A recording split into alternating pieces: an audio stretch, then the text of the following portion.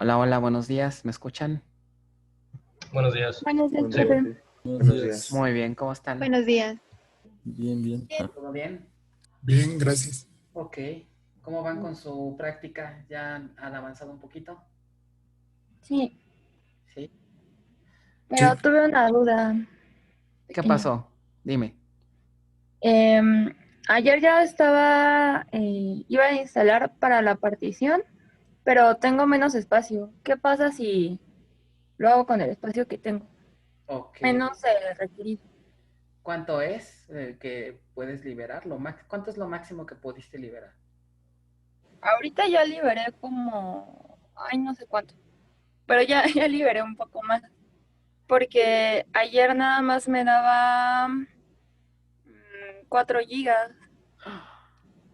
¿De espacio en disco, en verdad? Y ya eliminé más cosas en la noche. Y yo espero ¿Qué capacidad que es tu ya con disco eso duro? ya no tenga problema, pero por si no, ¿qué pasa? ¿De qué capacidad es tu disco duro? De 16, creo. ¿Cómo? Ahorita le digo. Ajá. 16, dije, ah, caray. Está muy Déjate buscar. chiquito, ¿no? Sí, no.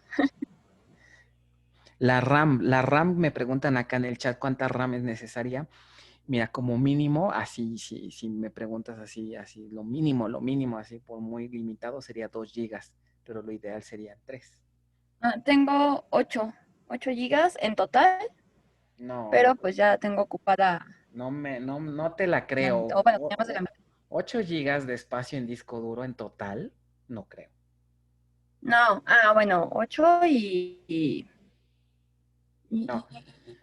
no, lo que te pregunto es la capacidad de almacenamiento total de tu disco duro. ok. ¿Cuánto es? Porque a lo mejor por ahí andamos un poco confundidos. Este, o sea, ¿qué tienes instalado en tu equipo? ¿Nada más Windows? No, tengo una partición con Linux. Bueno, Ubuntu. Con Ubuntu y aparte tu Windows, ¿no? Ujú.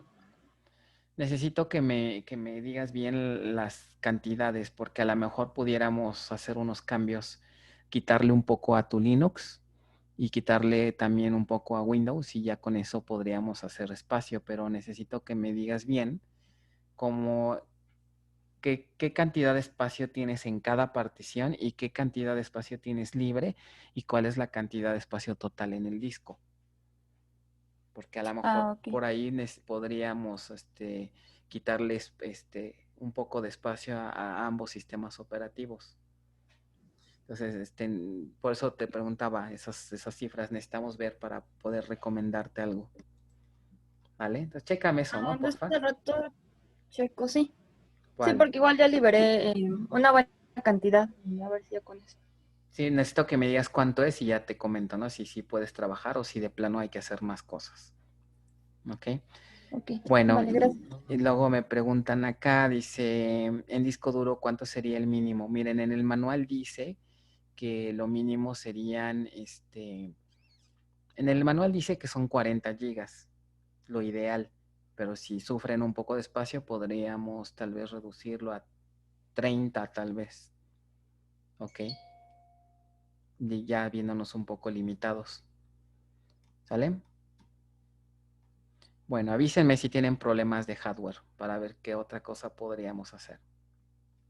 yo tengo otra duda, profe. Adelante. Bueno, yo igual tengo un Fedora con mi Linux y al instalar, bueno, anoche estaba tratando de instalarlo y sí, todo va bien, excepto la partición EFI, ahí tengo duda, porque, bueno, mi Fedora ya la tiene Sí.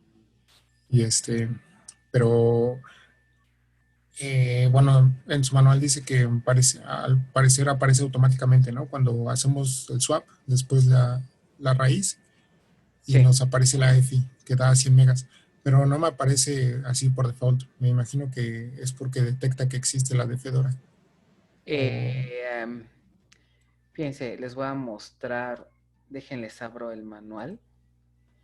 Sí. A lo mejor, no sé si expandiste todo, más bien, primera pregunta. En la ventana anterior seleccionaste, ¿tienes cuántos discos? ¿Solo uno? Sí, un disco. Nada más es uno. Y si nada más es uno, entonces no aplica la pregunta. Bueno, déjenme, les abro el manual para que me entiendan mejor. Esto está en,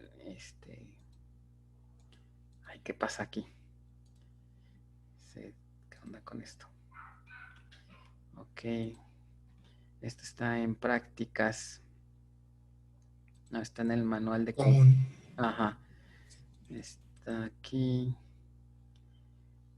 Acá es el de Linux Oracle, ¿no? Justamente aquí, Sí. ¿no? Bueno, es que esta es la de la máquina virtual. Déjame pongo en la de Creo que es para los dos. De oportunidad. aquí. Como tú tienes otro sistema operativo, te sale un menú más o menos como este, ¿no? Aquí te dice qué sistemas operativos tienes. ¿No has intentado aquí expandir todo esto? Porque a la hora Sí, que le pero das clic ajá, aquí, ¿no te sale una partición como esta? sí, me aparece la misma boot EFI de Ok, Fedora y ok. igual con los 100, pero no me aparece en el de Oracle Linux. Ajá. Ah, no, es que no te debe de aparecer, No, porque sí. apenas lo vas a instalar. Ok, Ok. ok. Esto que ves aquí es porque yo ya lo seleccioné. Haz de cuenta que esta que ven aquí es la misma que estaba acá abajo. O sea, nada más te debe aparecer una, ¿ok? Sí. Que es la de Fedora. Entonces, lo que vas a hacer es que, digamos, va a estar por aquí abajo, ¿no? Tu partición EFI. ¿Estás de acuerdo? Que está Sí. asociada a Fedora. Entonces, tú lo que vas a hacer es que, ya que la veas, la seleccionas y del lado derecho ya llenas aquí que va a estar en boot EFI. O sea, el punto de montaje lo configuras. O sea, básicamente lo que estás haciendo es reutilizar la misma de Fedora para Oracle Linux. ¿Sí me Sí. explico? Sí, sí. Bueno, yo tenía más o menos la noción de que no podía existir dos, sino una para todos De, mis Linux. de Ajá. hecho, si tú la configuras acá con Oracle Linux, no es que vaya a generar una nueva, sino que va a reutilizar la que tiene Fedora. Sí, por default me la reformateas y la trato de generar. No, no, Me la no, reforma, pero no, ajá, sí. no Por debes default formatearla. De hecho, tengo si mi observas Windows. en esta parte donde dice Reformat, si ves Sí, el está en PDF, blanco. Sí, ah, sí, sí. no lo debes de marcar, no, porque si lo marcas, te echas los otros sistemas operativos, ¿eh? No, sí, si la creo por así a fuerza, no me deja desmarcar eso. Por eso no, ya no continúo. Ya no, es que me Ajá, imagino que lo que intentaste hacer es crear una nueva, ¿no? ajá, sí, sí, sí. Ahora déjame decirte que sí, lo ideal es que nada más haya una, pero si creas una nueva, fíjate que no pasa nada, funciona. Me tocó apenas un alumno, que no recuerdo si es de avanzadas o de aquí, creo que es de avanzadas. Ah, Hizo, su máquina está muy rara, ¿no? Tenía un esquema de particionamiento súper raro, de esos que vienen de fábrica. Entonces no funcionó reutilizar la que tenía. Entonces hicimos la prueba de crear una nueva.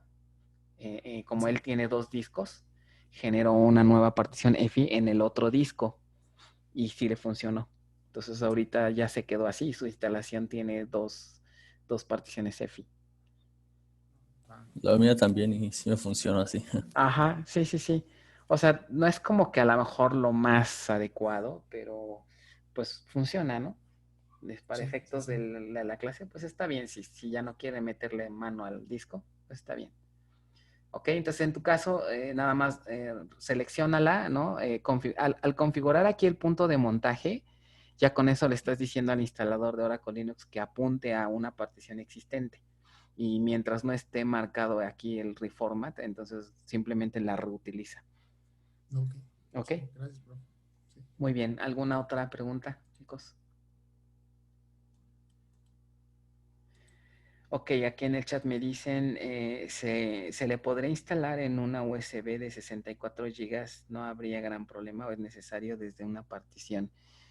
O sea, instalar el sistema operativo en un disco externo, en una USB externa. Sí se puede, pero sabes que como vamos a estar instalando bases de datos, va a haber mucho movimiento de datos, entonces puede que el desempeño no sea el adecuado, ¿no? Sí va a estar un poco lento porque pues todo va a tener que estar accediendo a esa USB. Estaría muy lento, estaría un tanto lento y aparte, pues sí, las bases que vamos a crear sí requieren bastante actividad en disco. Entonces no sería tan recomendable. Supongo que tienes problemas de espacio, tal vez, ¿no?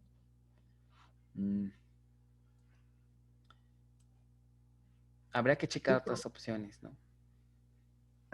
Sí, profesor, ya que el sistema que yo tenía pensado para utilizar el Linux es de una computadora algo vieja, Ajá.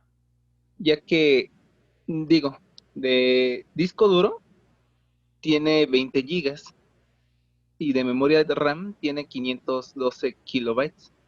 Ah, caramba. No, es que de plano no te va a servir. No, a ver, de RAM, ¿cuánto tiene? 512. Es una de las viejitas. Serán ser 512 megas, ¿no? Ah, sí, 512 megas. Disculpe Ajá. la confusión. No te va a servir esa máquina. 512 megas ni siquiera te va a aguantar para instalar el sistema operativo. Oiga, profe, Mándame. y si quiero instalar la base de datos de Oracle en un disco duro externo, ¿también habría problemas de lentitud como dijo que iba a tener el estudiante? ¿El otro? Tu disco duro externo es vía USB. Pues es que pensaba comprar uno. Ajá, sería USB. Mm, ¿Va a ser mecánico el que vas a comprar? Iba a quererlo en estado sólido, pero no Sí, estoy seguro. perdón. Estado sólido yo creo que va a estar bien. Sí, Ahora, si puedes ponerlo en un case con USB 3 y si tu máquina tiene USB 3 estaría genial para ok, que no se sienta tanto la diferencia. ok, está bien. Ok. Sí. Del Y, otro caso de la máquina viejita me sorprende 512 megas, qué barbaridad. profesor, Yo diría no viejita, yo diría ya de museo. Este, eh, no te va a servir la verdad. 512 megas en RAM, ¿estás seguro? Se me hace así algo súper viejito, ¿no? De plano no va a funcionar con 512 en RAM, ni siquiera para el sistema operativo. De hecho, el sistema operativo que tenía antes era el Windows, 95 yo creo, ¿no? creo que era el 98. Sí, no. Eso ya No, la verdad ahí sí, ¿no? ¿Y no tienes otro equipo? Tengo una laptop que es un poco más actual, pero es que el problema es que la pila a veces se apaga de improviso y puedo perder los datos. A pesar de que está conectada a la toma corriente, se apaga a veces. Qué barbaridad. Ahí sí estamos en aprietos. Este... mm, Bueno, déjame pensar qué hacemos en tu caso, porque es un caso un poco extremo. profesor, Ande. Muchas gracias, profesor. y en el caso de utilizar un disco externo mecánico, ¿también funcionaría utilizando un USB 3.0? También funcionaría. Posiblemente está algo lento por la cuestión de que es externo, pero pues bueno, podríamos intentarlo, ¿no? En Es tu que disco interno ya no hay, de plano ya no hay espacio. Es que me han solicitado también instalar algunos programas que son algo pesados como Maya y ese tipo de cuestiones. Y mi disco es un sólido Ujú, de 250 ya, gigas. entiendo. Y es el único que tiene tu máquina, me imagino. Sí, es el único. Y tengo otro externo, pero ese ya es de 1 tera o Mm, 2 me parece, mm, pero es mecánico. mecánico. Intenta hacer tu instalación con el mecánico. Y si es USB 3.0, yo creo que Igual y está ligeramente lento, pero yo creo que es aceptable. Muy bien, gracias. Sí, ahí les encargo los que hagan externos si nos dan un poco de feedback cuando te hagan su instalación. No me ha tocado hasta ahorita, no recuerdo ahorita un caso que lo hayan hecho así, o bueno, al menos no nos compartieron sus experiencias. Si pueden, compartan, ¿no? A ver qué tal sintieron la experiencia con un externo, ¿no? Bueno, para el compañero que tiene la máquina muy viejita, mándame correo, por favor, para tenerte ahí en mente. Igual a ver si puedes, si puedes checar alguna otra opción, si no me avisas, ¿no? Gracias, profesor. Bueno, ¿alguna otra duda, chicos? Muy bien, vamos entonces a continuar con la clase. Cualquier duda que tengan, acuérdense, búsquenme, mándenme correo. He estado ya apoyando a algunos compañeros vía Zoom. De repente tenemos alguna sesión en Zoom. Entonces también pueden, si quieren alguna reunión así, pueden avísenme y la podemos programar. Bueno, de la clase, ¿sí ven el PDF? Sí, ¿verdad? Sí, sí se ve bien la pantalla. Les estoy compartiendo Sí, profesor. todo el escritorio. Ok. Bueno, entonces de la clase pasada estábamos revisando la cuestión de los beneficios de hacer distribución de datos, pero también eso implica ciertos retos, ¿no? Ciertos requisitos.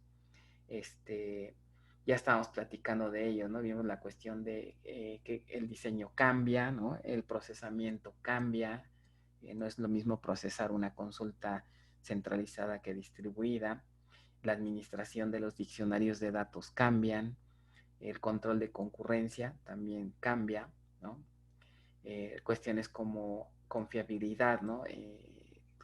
Controlar la cuestión de implementar las propiedades así de las transacciones en una distribuida se complica, ¿no? Y se incorporan otras funcionalidades que comúnmente se utilizan como replicación, ¿no? La seguridad cambia, ¿no? Tenemos que ahora inclusive meternos con cuestiones de cifrado de datos, ¿no? Normalmente no queremos que los datos viajen en texto plano, ¿no? La falta de estándares, que les decía que no hay un estándar para hacer distribución, y la experiencia también tiene que ver. Bueno, hay otro punto también que se afecta, ¿no? Si resolvemos uno de estos problemas, bueno, avanzamos, pero si hacemos algo mal, puede que le peguemos a otra cosa, ¿no? Por ejemplo, si no hacemos si no tenemos una buena estrategia de procesamiento de una consulta, le podemos pegar pues al desempeño, ¿no? O inclusive al control de la concurrencia. O sea, puede haber algo que se le conoce como la relación entre retos, ¿no? Entonces, esta sección quisiera que normalmente se las dejo a ustedes para que le echen una leída al PDF. Entonces, les encargaría hacer una pequeña lectura de esta parte para poder hacer el siguiente ejercicio, ¿no? Entonces, básicamente aquí les habla de en qué consiste cada uno de estos retos, ¿no? Y cómo se ven impactados, ¿no? Algunos de los mismos retos, ¿no? Que puede haber dependencia. Al grado de que podamos construir un pequeño diagrama como este, ¿no? Estas son de las cosas que tenemos que resolver cuando hacemos distribución de datos. Entonces, la idea del ejercicio es que simplemente ustedes pongan aquí un numerito en cada uno de estos conectores, ¿no? Que implique, ¿no? Que tengan cierta implicación, ¿no? Cuando hacemos algo mal. Por ejemplo, la administración del directorio, ¿qué se va a impactar? ¿Cuál de todos estos puntos que aquí les pongo corresponde, ¿no? A un cierto impacto cuando no configuramos algo, ¿no? Por ejemplo, ¿qué pasa con la confiabilidad? ¿Qué pasa con la replicación? Por ponerles un ejemplo, ¿no? Dice aquí, el diseño de una base de datos afecta a diversas áreas, ¿no?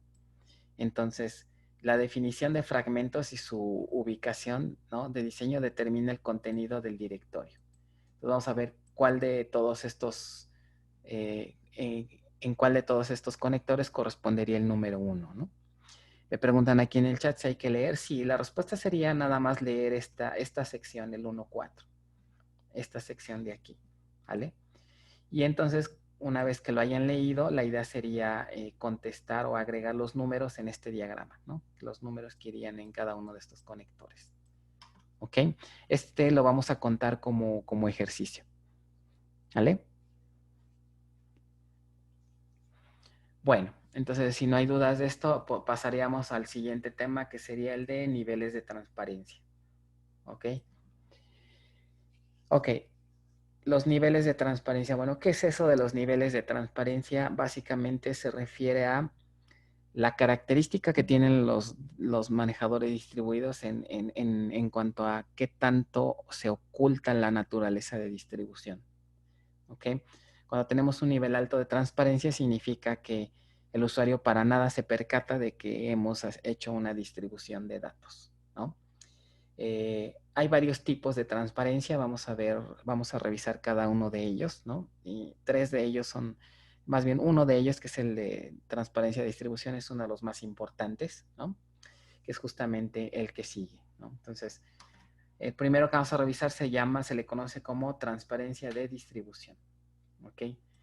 ¿A qué se refiere el concepto de transparencia de distribución? Bueno, básicamente se refiere a la posibilidad de que nosotros podamos lanzar consultas hacia la base distribuida sin que tener que especificarle al DBMS, ¿no?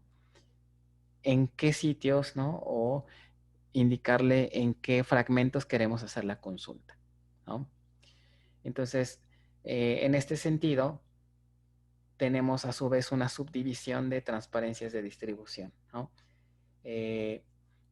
Los tres niveles de transparencia de distribución son estos que visualizan aquí: transparencia de fragmentación, transparencia de localización y transparencia de mapeos locales, ¿no? ¿Qué diferencia hay entre uno y otro? Bueno, miren. El más completo sería el nivel de transparencia de fragmentación, ¿no? Digamos que si vamos aumentando el nivel, iríamos de abajo hacia arriba, ¿ok? Vamos a empezar por el más básico, que sería la transparencia de mapeo locales, ¿no? En un nivel de transparencia de mapeo local, para poder interactuar con una base distribuida, tenemos que decirle al manejador con qué fragmento queremos trabajar. Es decir, en cuál de los fragmentos de nuestra base están los datos que queremos consultar. O sea, eso tenemos que especificarlo. También tenemos que especificar en dónde se ubica, ¿no? ¿Requiere conocer la ubicación del fragmento? La respuesta es un sí. ¿Y requiere conocer el nombre del fragmento? Sí. O sea, tenemos que indicarle al manejador tanto en dónde está como qué fragmento vamos a usar. Para la parte de la ubicación, ya a nivel de implementación, utilizamos el concepto de liga. Hasta ahorita creo que nadie de ustedes ha trabajado con ligas, creo que no, ¿verdad? No sé, en algún proyecto o algo, de repente alguien ha hecho conectividad entre dos bases de datos. ¿Nadie? No. Ok. Por el momento no. Hasta ahorita no. Bueno, aquí lo que vamos a hacer es, vamos a tener, ¿no? Esto es algo que se utiliza bastante en la industria, ¿no? Hay muchas empresas que tienen varias bases de datos y a veces esas bases de datos están instaladas en equipos distintos. Inclusive pueden estar en el mismo server. Pero al ser bases de datos separadas, independientes, ¿no? Si quisiéramos hacer consultas entre ellas, ¿no? O si tenemos un usuario que lanza una consulta aquí y esa consulta implica jalar datos o consultar datos de otra instancia, entonces aquí hay una red de datos entre ellas, ¿no? La manera de comunicarnos es a través del concepto de una liga, ¿no? Link.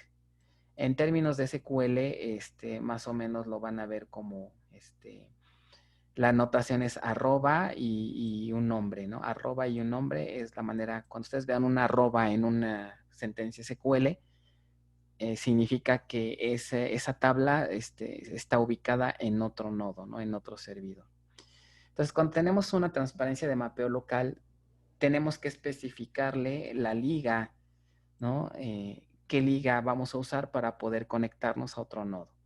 Entonces, eso hace que el usuario necesite conocer las ligas que están instaladas, ¿no? Y a qué nodo estamos apuntando. y obviamente conocer el fragmento.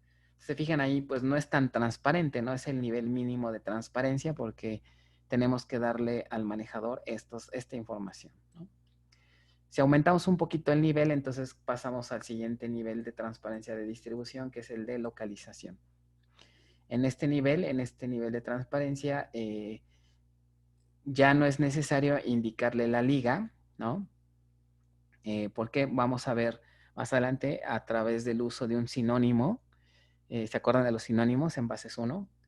A través del uso de un sinónimo podemos ocultarle al cliente la necesidad de definir la liga, ¿no? De decirle, de tener que especificar en dónde se encuentra la tabla que estamos consultando.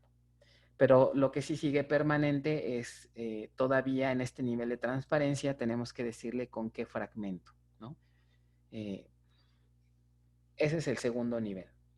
El tercer nivel, que es el más completo, es cuando ya prácticamente la sentencia SQL es idéntica a una sentencia que se ejecutaría en una base centralizada. Ahí sí ya, si ustedes revisan la sentencia, no habría manera de descubrir que esa sentencia en realidad está actuando sobre una base distribuida. Es decir, no tenemos que especificar la liga de ubicación y tampoco el nombre del fragmento.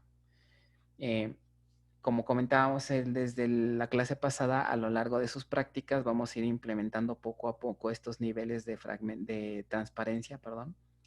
Entonces vamos a empezar desde cero, ¿no? Desde que no tenemos nada de transparencia hasta llegar a una transparencia de fragmentación, ¿no? O sea, vamos a implementar los 3 niveles en sus prácticas. Bueno, para entender esto a nivel de código, ¿no? Vamos a suponer el siguiente ejemplo. Dice aquí, suponer que una empresa global decide distribuir sus datos de sus clientes y de sus adeudos, ¿no? Se requiere almacenar el nombre, apellido, adeudo total y país en el que labora, ¿no? De esto por la cuestión de los clientes. Y tenemos las siguientes reglas, ¿no?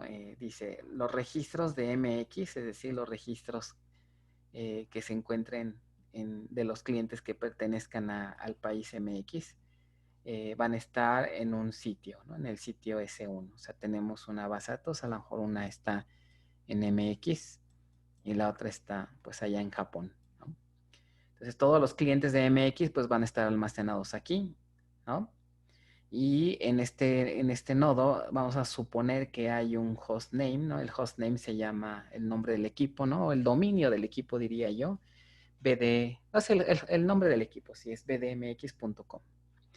Y en el de Japón le vas a llamar el sitio 2 y su hostname es bdhub.com, ¿no? Entonces el ejercicio me dice, primero que nada vamos a generar un modelo relacional que represente el esquema global de la base de datos. Siempre es bueno empezar aquí, modelar como pensando o asumiendo que la base es centralizada y ya después dividimos, ¿no? O distribuimos.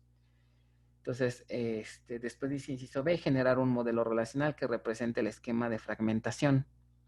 Esta es una palabra que se utiliza mucho. Al hablar de esquema de fragmentación, significa generar la construcción de los modelos relacionales que estarían en cada nodo, ¿no?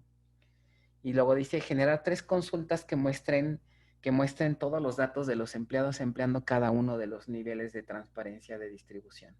¿Ok? Entonces vamos a hacerlo, ¿no? Para ver qué ocurre. Entonces, en el inciso A que dice generar un modelo relacional, es muy sencilla, ¿no? ¿Qué tendríamos aquí? Datos de clientes, ¿no? Dice datos de sus clientes y de sus adeudos. Entonces, se almacena el nombre, apellidos y adeudo total y el país. Pues básicamente tendríamos algo como esto, ¿no? Una tabla muy sencilla en donde tenemos el nombre, sus apellidos, el adeudo y el país, ¿no? Esta sería nuestra tabla global, ¿no? Todavía sin distribuir. Entonces ahora tratemos de imaginar ahorita de una forma muy empírica, ¿no? Todavía no vemos los conceptos de fragmentación, que bien, vamos a verlos en el tema 2, pero podemos ahorita de manera más o menos intuitiva entender cómo creen que sea, qué características o qué estructura creen que tenga la tabla que estaría en cada sitio. Dice, registros en MX en el sitio S1 con hostname bdmx.com. Registros en Japón en el sitio S2 con hostname bdhub.com. Mi pregunta ahorita para ustedes sería, si yo les pidiera el modelo relacional que habría en cada uno de los sitios, ¿qué diferencias tendría con respecto a este esquema global?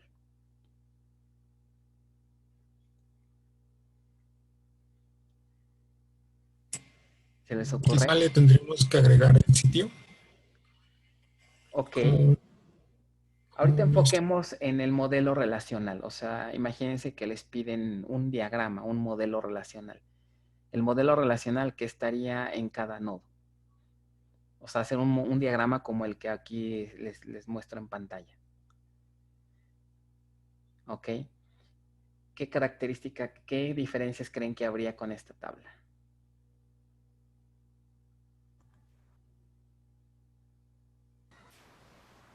O sea, esa tabla estará igual, pero en los dos sitios.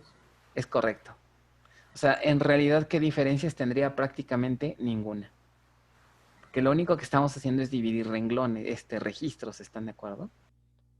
Entonces, los modelos relacionales que estarían en cada sitio prácticamente es el mismo. La única diferencia sería el nombre de la tabla.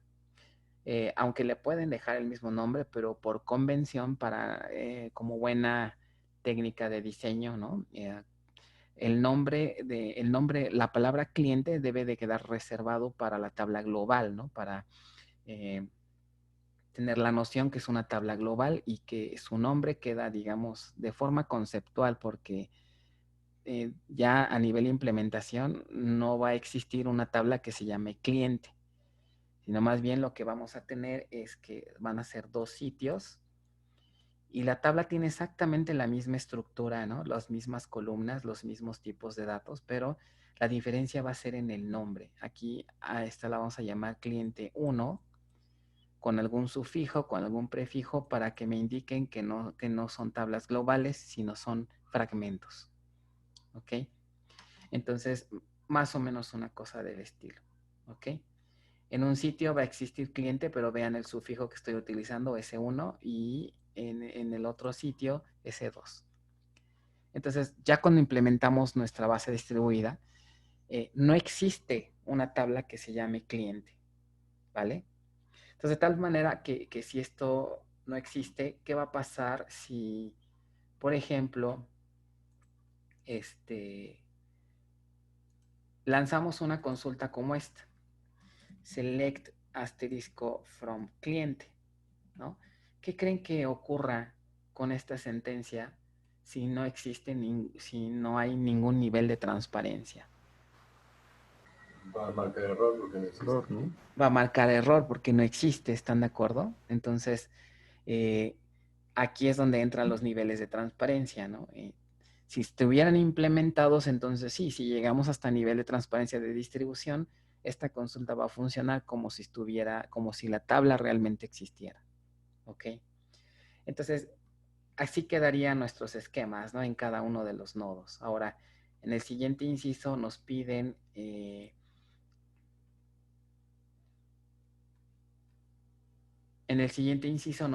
dice, generar 3 consultas que muestre todos los datos de los empleados, ok, empleando cada uno de los niveles de transparencia de distribución. Vamos a hacerlo aquí voy a abrir aquí un editor para hacerlo de esta manera y se entienda mejor, ¿no? Yo les voy a ayudar con el nivel de distribución de fragmentación, ¿no? O bueno, a ver, díganme ustedes, vamos a empezar. ¿Cómo sería la consulta si tuviéramos nivel de transparencia, ok, a nivel fragmentación, es decir, el último de los niveles de distribución?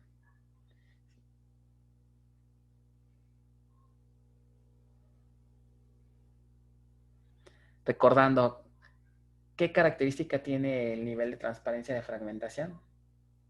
Es en el que no necesitamos indicarle ni el nombre del fragmento ni el nombre de la ubicación, perdón, de ese fragmento. ¿Cómo quedaría entonces la sentencia? Pues quedaría select asterisco from cliente S1 o S2. Asterisco from cliente S1. ¿Qué opinan los demás? Cliente. Nada más así, Nada from más cliente. cliente. No, S1 o S2. No, cliente, No. ¿no? No, porque no es no necesario cliente poner. solo. indicar la ubicación. Ah, Exacto, ok. ¿ok? Porque en transparencia de fragmentación, como les comentaba, no necesito indicarle, no necesito indicarle ni el nombre del fragmento ni la liga. Por lo tanto, queda así. O sea, estamos en el nivel más alto de transparencia en donde pareciera que la base está centralizada. Entonces, este sería el primer nivel, ¿ok?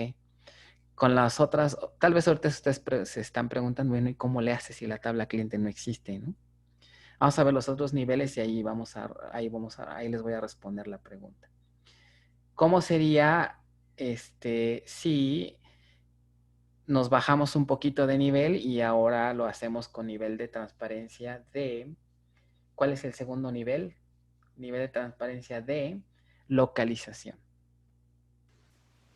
Ahí sería cliente S1, ¿no? Aquí sí, aquí no puedo poner cliente porque no tengo el último nivel de transparencia. Aquí sí tendría que poner select asterisco from cliente. ¿Cómo le pusimos a los modelos? Fue ¿qué? S1. Cliente-S1. Cliente-S1, ¿no? Cliente-S1. Ahora, ¿qué problema tiene si nada más ejecutamos esta consulta? Este Solo sería... llama esa parte de- Que no sabe la Solo nos trae ubicación. ese fragmento. Bueno, mi primera pregunta es, si ejecuto esta sentencia, ¿va a funcionar o no? Sí. Este es nivel de Sí. fragmentación. Sí va a funcionar, ¿no? Aquí. Este sería localización. Ok, sí va a funcionar, o sea, me va a mostrar datos, pero hay un problema, ¿no? ¿Qué problema detectan? Que solo va a mostrar los Solo es de... esa parte. Solo va a mostrar los de un sitio, ¿no? Entonces, ¿qué tendría que hacerle a esa consulta para que me muestre todo? ¿Un join? Join con la otra. Yo con S2. ¿Un join? No, unión, ¿no? Una unión. Los voy a regresar a bases 1, ¿eh? ¿Cómo que un join? Porque si hago un join, ¿qué pasaría? Solo serían los registros que tengan la misma clave que le Que estén pusieron. en común y entonces están de acuerdo que cuando ejecutes cuántos registros están en común en los sitios. 0. 0. Entonces me regresaría 0 registros. ¿Ok? Entonces más bien esto sería hacer ¿qué cosa? Select asterisco from cliente S1 y aquí pondría que union. ¿Ok? Y pondría select asterisco, pero ahora from cliente-S2. Entonces, esta sentencia que le estoy aquí marcando sería equivalente ¿a quién? A esta de arriba, ¿no? Entonces, aquí estamos bien. Ahora, hay una variante de union que se utiliza mucho en distribuidas. ¿Quién me dice exactamente cómo trabaja, cómo se resuelve esta consulta? En términos ya de plan de ejecución, en términos de SQL. Bueno, voy a tener que ayudarles un poquito para que me explique. Hay una variante que se llama Union All. ¿Alguien recuerda cuál es la diferencia entre Union solito y Union All? Eso de su curso de bases 1. Al menos aquí veo nombrecitos que ubico que sí deberían de saber. ¿Se acuerdan de lo que se revisó en bases 1? De lo que vimos en bases 1. De repeticiones, ¿no? Ajá. Distintos, ¿no? Si le pongo Union All, ¿qué va a pasar? ¿Qué efecto pudiera tener las repeticiones? ¿Pero qué con las repeticiones? ¿Se muestran todos, incluyendo los que tienen datos repetidos? Es correcto. Si hubiera datos repetidos en ambas consultas, esos se excluyen si le omito el all. Pero si se lo dejo, el manejador no se pone a validar duplicados. ¿Ok? Entonces, ¿cuál creen que sea más eficiente? ¿Un union o un union all? Union All. El Es un Union, ¿no? Union All, porque el Union All evita que el manejador tenga que estar haciendo comparaciones para detectar duplicados.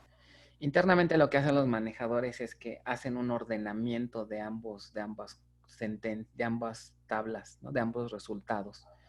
Hacen un ordenamiento y al tener los registros ordenados, pues nada más se hace un barrido para detectar duplicados. Pero obviamente el hacer un ordenamiento me implica procesamiento, ¿no? Me implica aplicar algoritmos de ordenamiento. Entonces, pues implica cierta penalización en desempeño, ¿no? Entonces, ¿por qué creen que en distribuidas no es necesario ordenar? Más bien, no ordenar, más bien excluir duplicados. Como vamos a ver en el siguiente tema, cuando hacemos una fragmentación de bases de datos, desde que se hace la distribución de los datos, nos debemos de cuidar de que un registro no se almacene en un mismo fragmento, ¿no? Hay un concepto que se le llaman las reglas de fragmentación. Entonces, desde que los datos se insertan, ya estamos garantizando que no vamos a duplicar el mismo registro en distintos nodos. Por lo tanto, al no tener duplicados, no es necesario hacer aquí la validación de duplicidad. ¿Ok? Entonces, vale la pena ponerlo all para minimizar, para mejorar desempeño. ¿Ok? Entonces, en distribuida se utiliza bastante el Union All. ¿Ok? Bueno, ahora, ¿qué pasaría con el último nivel que sería el de mapeos locales? ¿Ok? ¿Cómo debería de ser? Vamos a empezar con S1, ¿no? ¿Cómo debería de ser esta sentencia para que me muestre todos los datos que hay en S1?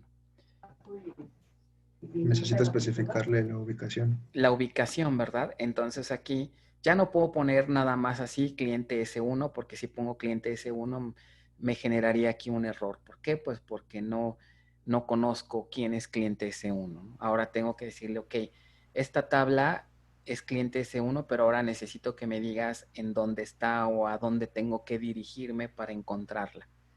Y aquí es donde viene el uso de las ligas, ¿no? En SQL escribimos algo así, @ y por algo les puse el hostname. Normalmente le podemos poner a una liga el nombre que querramos, ¿no? Pero por convención se prefiere ponerle un nombre que me haga referencia a un nombre de máquina, ¿no? En este caso puedo utilizar estos nombres, ¿no?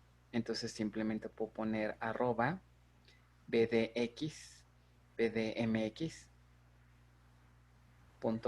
¿no? Perdón, bdmx.com. Que no perder de vista, esto no necesariamente tiene que ser un hostname, ¿no?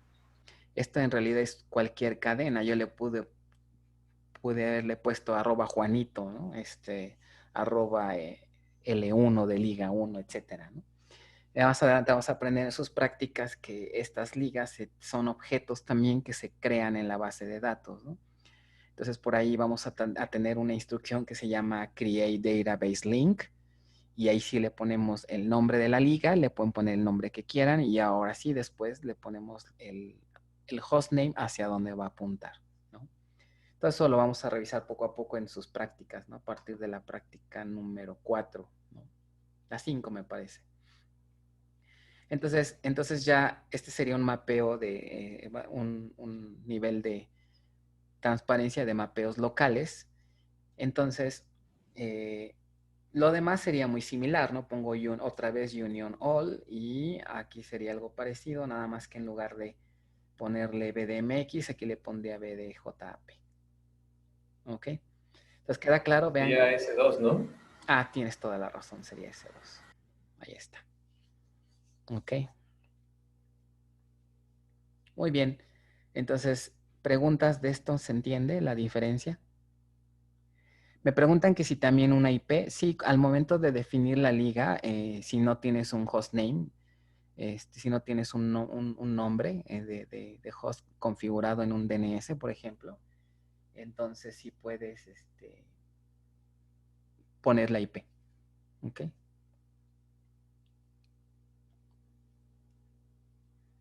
Muy bien, ¿alguna otra duda? ¿Se entendió? Entonces, estos son los 3 niveles de transparencia de distribución, no perder de vista los conceptos.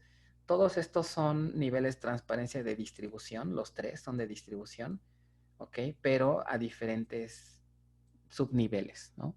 Subnivel fragmentación, subnivel localización y subnivel mapeos locales. Mi recomendación es estudien muy bien sobre todo porque este nivel es el que se utiliza mucho en la gran mayoría de los ejercicios casi de todo el semestre, ¿ok? En exámenes, en series, casi siempre el nivel de transparencia de distribución que se les pide en un examen es el de localización, ¿no? Por obvias razones, ¿no? Porque pues este está bien fácil, ¿no? El de fragmentación.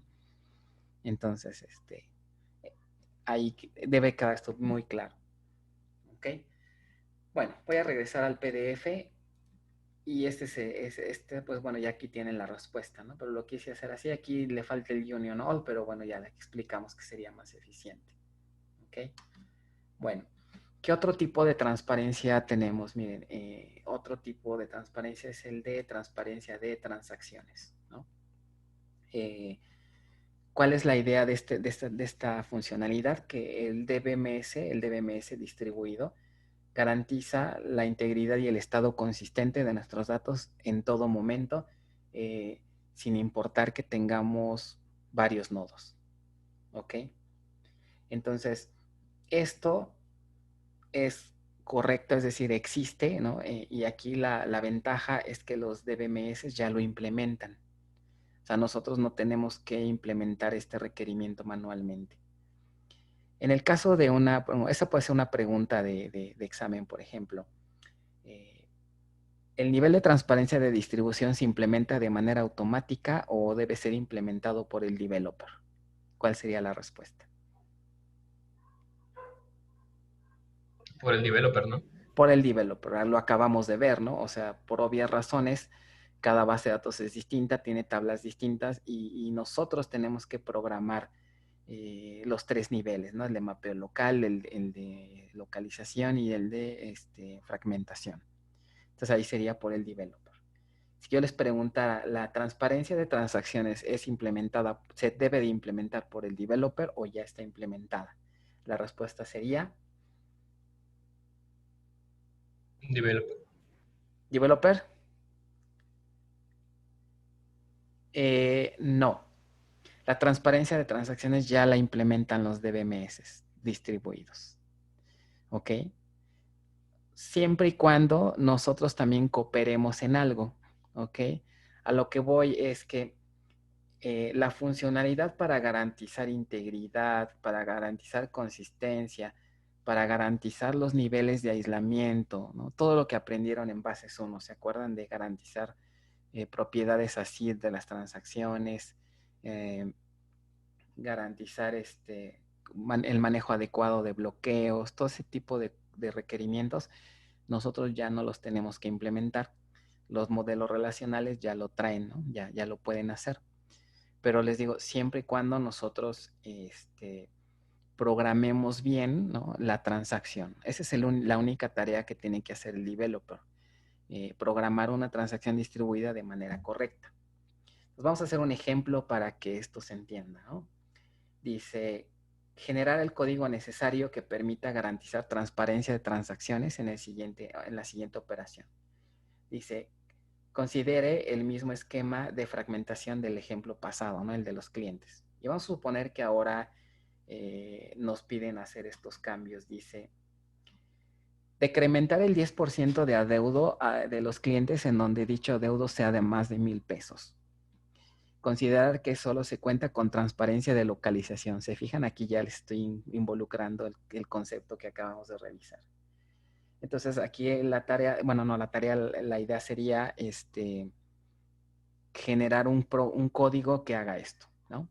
No vean la solución, ahorita quisiera que la entendiéramos, ¿no? Y vamos a hacerlo entre todos, ¿no? Entonces, tenemos esta tabla, ¿no? Tenemos este esquema de fragmentación más bien.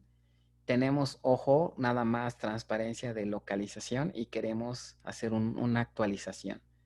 ¿Ok? La actualización implica cambiarle el adeudo. Dice que se lo incrementemos, ¿o qué era?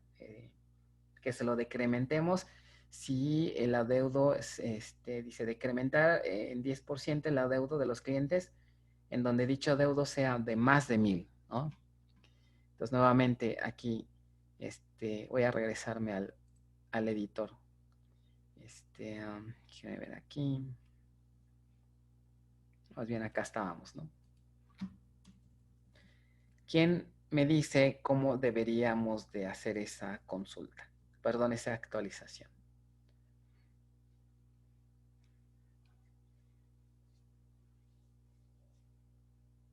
¿Sería con update y set? Ok, primero que nada es un update, ¿no? Pues vamos a hacer un cambio, update. Ahora, después de update, ¿se acuerdan que va? El nombre de la tabla. El nombre de la tabla, pero ojo, ¿puedo poner aquí así tal cual cliente? No, tendría que poner Cliente arroba. Depende del nivel de fragmentación, ¿no? Sí, tenía que poner cliente C1 y cliente C2, ¿no? Exacto, porque el nivel de transparencia de distribución ahorita está en subnivel ¿qué? localización. O sea, es en este. O sea, a lo más que puedo es aspirar a llegar a este nivel. Entonces, ¿qué sí puedo poner? Cliente S1, ¿verdad? Digo, puedo poner arroba, ¿no? Puedo poner arroba BDMX, pero ¿para qué utilizo un nivel más bajo si tengo un nivel más alto, ¿no? Pues voy a utilizar el nivel más alto que tengo disponible. Entonces sería update cliente S1 y luego, ¿se acuerdan qué sigue?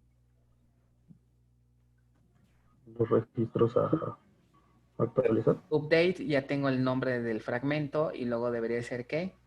Set. Set, muy bien. ¿Qué? El nombre de la columna que sería adeudo. Adeudo, muy bien. O igual a Igual a, el valor que quiero actualizar. ¿qué sería? Adeudo más 1.1. No. Por 1.1, ¿no?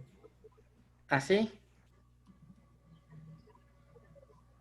Porque dice que se lo decrementemos en 10%, ¿no? Ah, decrementar, ok. Si era decrementar, sí, ¿no? O aumentar. A ver, déjenme checo. Era, ¿qué? Decrementar. Decrementar. Entonces, ¿está bien por punto 9? Sí. Sí. Ok. Sí, profesor. Y luego, Era la condición donde la deuda fuera mayor a 1000. where Adeudo mayor a mayor. 1000 pesos.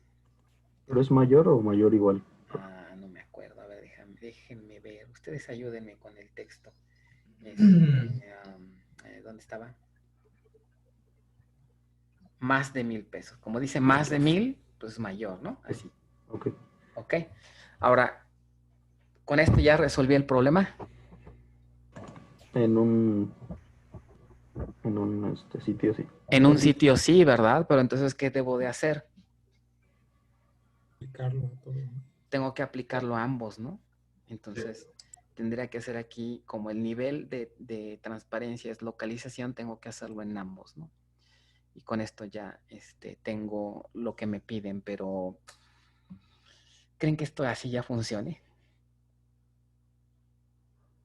Pareciera que sí, ¿no? Pero me falta algo. Pues tenemos que verificar que se haya hecho en ambos, ¿no? Para hacer un commit. Es correcto, porque imagínense, si no me preocupo por la transaccionalidad, ¿qué pasaría si estas son dos sentencias totalmente independientes? Imagínense el escenario en donde esta se ejecuta bien y donde esta se ejecuta incorrecto.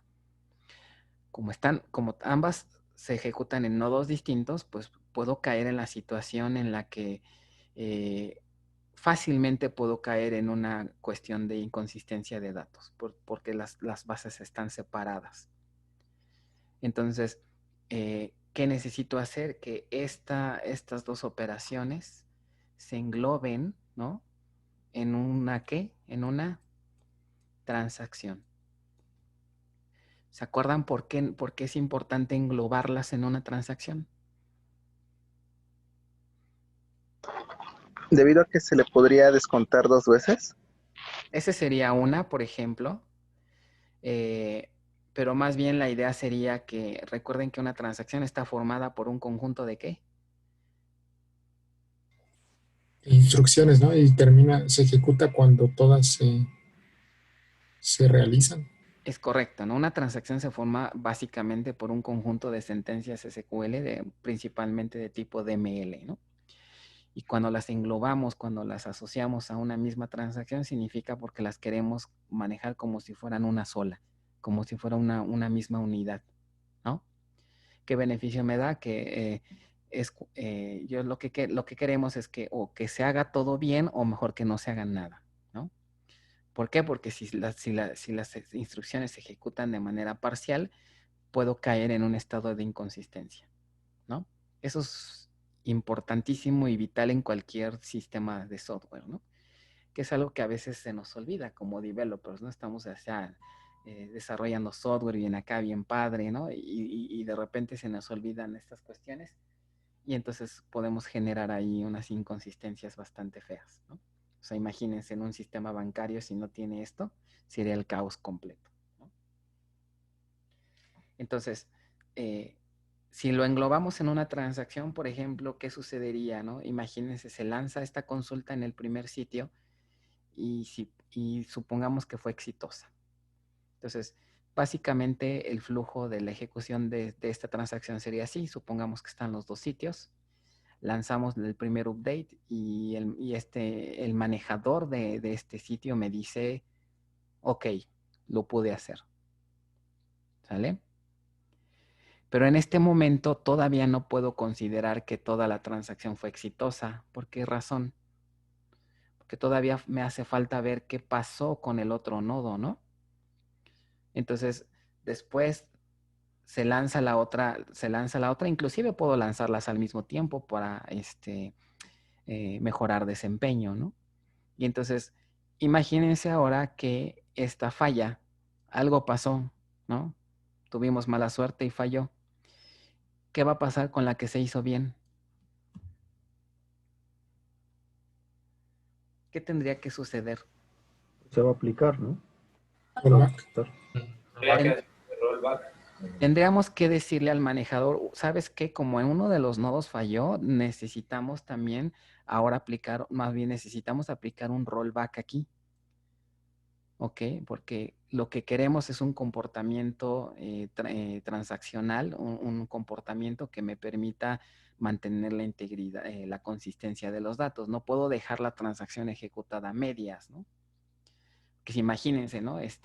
Que a los clientes de la base de MX si le decrementamos el adeudo y a los de Japón no. Entonces, después, ¿qué creen que va a pasar? Pues los clientes de Japón se van a enojar y nos van a decir, oye, pues ¿por qué a nosotros no nos hiciste un decremento en el adeudo si también cumplimos con la condición, ¿no?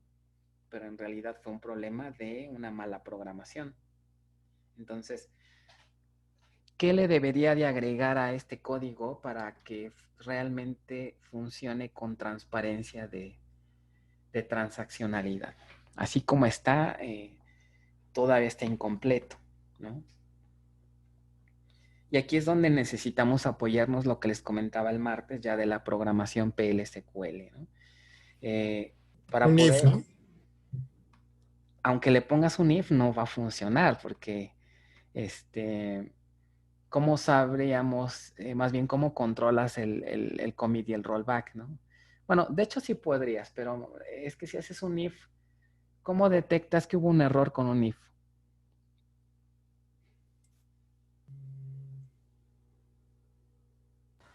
No solo con una excepción. Exacto, exacto. Lo que va a ocurrir es que vamos a cachar errores, ¿no? Si llega a fallar alguna de las instrucciones, lo que se va a provocar va a ser una excepción. Entonces necesitamos cachar esa excepción. ¿Cómo hago eso en bases de datos?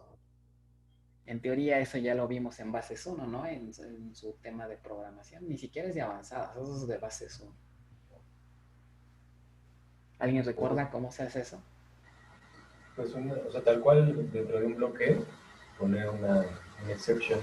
Ok, entonces aquí ya necesito auxiliarme de programación, es decir, necesito crear un bloque, por lo menos un bloque anónimo, en donde estén estas instrucciones, el meter un bloque anónimo me permite controlar una excepción dentro de ese bloque, que en el caso del manejador que vamos a usar se utiliza esta sintaxis, ¿no? La palabra begin, y si quiero cachar el error, voy a poner un bloque de excepción, que sería exception, que este sería el equivalente, por ejemplo, a un bloque try catch en Java, ¿no? Seguramente recuerdan ustedes de sus clases en Java. Un bloque en bases de datos que maneja excepciones se ve más o menos del estilo, ¿no? Un bloque begin, un bloque exception y, perdón, no es exit, perdón, aquí sería más bien es end, ¿no? Y el término del bloque. Pues la manera como se comportaría es que se ejecuta este bloque, ¿no? Si durante la ejecución de este bloque hay algún error, la ejecución se detiene cuando se provoque la excepción y la ejecución continúa en esta parte. ¿Ok? O sea, es muy similar a los bloques try catch en otros lenguajes de programación, ¿no? En JavaScript, en Java, etc. ¿Qué otra cosa me hace falta aquí todavía? Por excepción.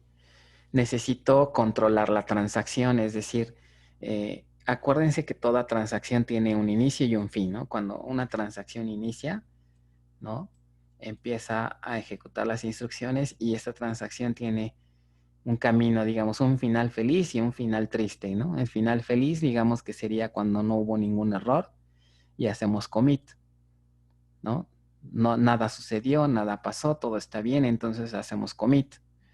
Y tenemos un final triste, que sería cuando detectamos una falla, y entonces aquí tenemos que disparar una operación de rollback, ¿no? Por lo tanto, ¿en dónde tengo que poner esas dos instrucciones de commit y rollback que me hacen falta aquí? Rollback iría después de exception. Rollback lo tengo que poner aquí, ¿no? Entonces, en términos de sintaxis de este manejador, básicamente tengo que poner esta instrucción. Tengo que poner when others, ¿ok? When others then, ¿ok? Y entonces aquí ya pongo rollback, ¿ok? Ahora, aquí me hace falta una instrucción que, a ver, ojalá, a ver si alguien logra detectar qué instrucción me falta aquí. Nótese que este bloque de excepción está cachando un error. Y lo único que... ¿De la excepción? Mándeme. ¿Falta un end? No. El end se reutiliza, es el mismo. Es una cuestión más de concepto. ¿Qué pasa si yo cacho una excepción aquí? La excepción la recibo, ¿no? Se genera un error. Digamos aquí se genera esta excepción. Esta excepción se genera aquí y esta excepción se pasa para este bloque. Y nótese que en este bloque lo único que estoy haciendo es un rollback. Mi pregunta es, ¿qué pasa con este objeto de excepción? ¿No debería de hacer algo con él? ¿Mostrar el error? ¿Mostrarlo? Ok, lo puedo mostrar si quiere, ¿no? Puedo aquí poner una instrucción que diga, un mensaje que diga falló, lo que quieran, pero aún así me va a faltar algo. Y controlarlo, ¿no? dbms-output, no sé, ahorita lo voy a poner así. Output.putLine, y no sé, aquí ya le mando pues la excepción, ¿no?